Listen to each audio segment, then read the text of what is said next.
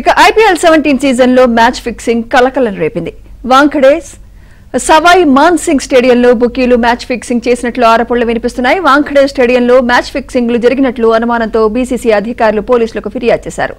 పేరున్న వ్యక్తుల్లా చెలామణి అవుతూ ఆటగాళ్లతో బేరసారాలు జరిపినట్లు గుర్తించినట్లు సమాచారం.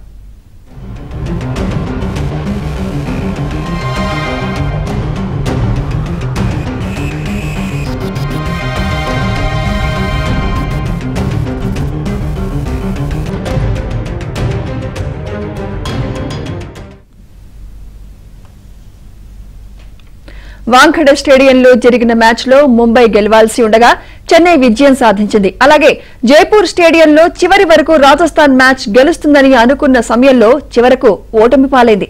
ఈ 2 మ్యాచ్లపై బీసీసీఐ అధికారులకు అనుమానం రావడంతో అంతర్గత విచారణ చేపట్టారు.